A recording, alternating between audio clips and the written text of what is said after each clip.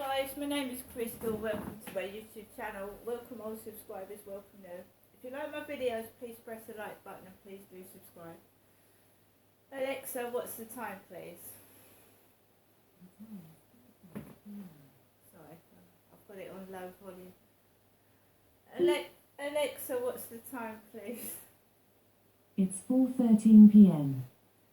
Right guys, so there was a bit at that video that I didn't finish, and that was the fact that my father Derek died at Durrell Gardens with his wife Jennifer. So he didn't die in my flat, he died at Durrell Gardens. And he lived there from around 2013 to 2021. So he lived 8 years after his very nasty heart attack. And it was one of the worst heart attacks you can get. And he had a DNR on him, which was do not resuscitate. Okay, my father had DNR on his paperwork, do not resuscitate. Me, I don't suffer from heart trouble. I've got a DNR on my notes, because my father died in 2021, Derek did. And I've suffered from mainly jaw pain and trigeminal neuralgia, atypical face pain, call it what you like, but I haven't had heart problems at the moment. So we mustn't get confused here. So my dad died at Durrell Gardens, and my mum told me how he died. He got out of bed to go to the toilet, and he was acting like his normal self, you know, like, no, I don't need any help. And he sat on the toilet, and he went to toilet, and then when he got off, he was okay, and then he fell on his bottom in the bedroom, and he shuffled, and then he dropped down dead, and he had one eye open. Because my dad had trouble with his eye as a boy, and he had something wrong with one of his eyes, so he had one eye shut and one eye open. That's what I was told. Right, I can't help but feel that I'm being intimidated, and I don't want to sound mad or anything like that, but leading up to me getting sick like I feel now, and it's not heart trouble, it's heartburn, because I'm burping and belching, and I've got wind in my stomach. And I'm not rushing to call 999, because what do they do with a woman? When a woman has heart pain, I've got breasts, and I've got big, ginormous breasts. So if I call an ambulance and say I've got chest pain, I'm going to have to remove all my clothing. And, you know, you've got your nipples exposed and everything like that. And you know, when I lived at Victoria Road, I went all through this 25 times, having what I thought was heart pain, which turned out to be heartburn. And you get those things, and they stick them near the nipples and all around here. And if the cubicle isn't shut properly, all the patients can see your boobs, can't they? And the nurses that I saw back in the day were covered in gold and green eyeshadow, earrings, and they looked like porn stars and not nurses. Right? I don't want to be fiddled with. And towards the end of my father's life, he didn't want to be fiddled about with either. Right? So I start getting sick all of a sudden when I feel okay. I start getting really ill. And I've taken a number of phone calls leading up to this. The first phone call was from the neurology department, who had no intention of helping me at all.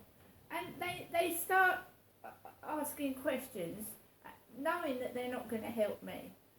What's your date of birth? What's your name? Why the fuck did they ask me my next of kin? The neurology department, why did they ask me my fucking next of kin? Which I haven't given them. Of course I'm not going to give it to them. When I go to this appointments, I get reminded that my father was put in the Arethusa room of the co-op funeral service. Where did Arethusa, have they got an Arethusa ward in the Medway Maritime Hospital? Because I distinctly remember them saying Arethusa. And they talked to me as if they were my dad. Right, young lady. So are they trying to frighten me? Are they trying to say if you don't shut your mouth, you're going to end up where your father was put? Because I'm telling you now that I'm going to put somewhere and sign it that I do not want the co-op funeral service doing my funeral. And I don't want the co-op funeral service dealing with me.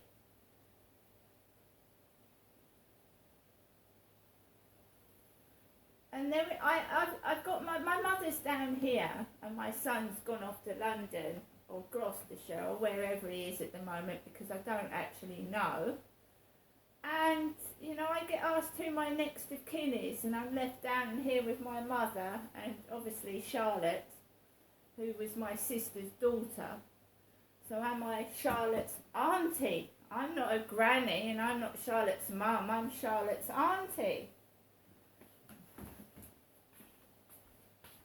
So I start to get ill. I just want to know why the neurology department wanted to know who my next of kin was. Because they weren't performing an operation over the telephone, were they?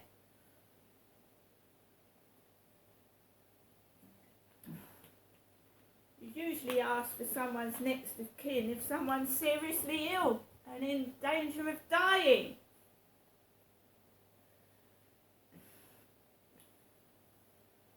So it was me, Crystal, who spoke to the neurology department a week before this one.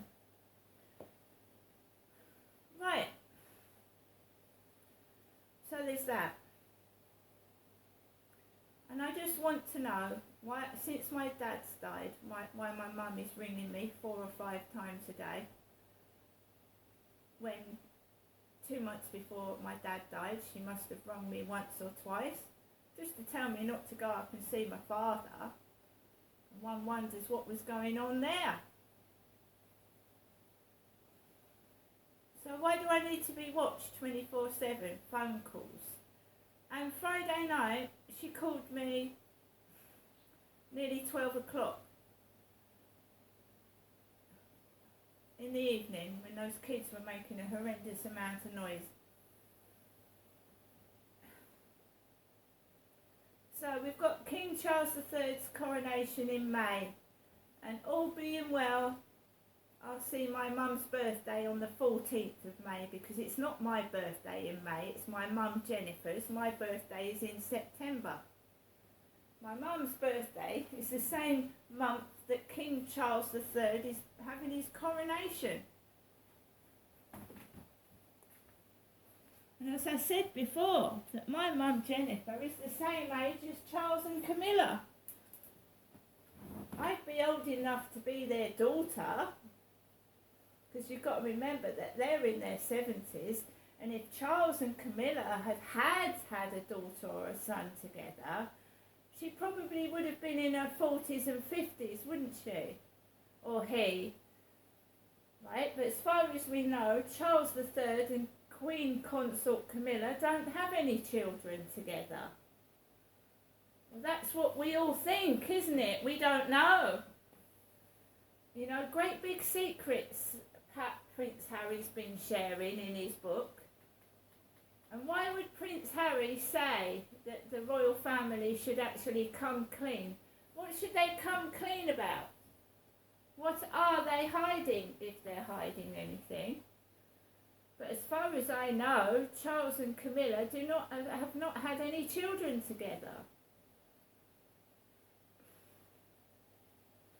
And you can't keep bumping off people that speak the truth.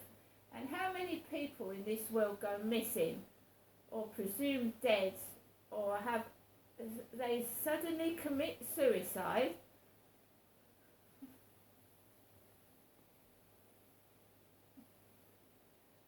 keep getting rid of people for telling the truth. I mean, whoever is possibly doing it, you know, it's gonna come out, isn't it? You can't hide the truth. You can't keep getting rid of people to hide the truth. It's best to tell the truth than keep getting rid of people that tell the truth. Because you should punish the guilty, not punish the innocent. See you later.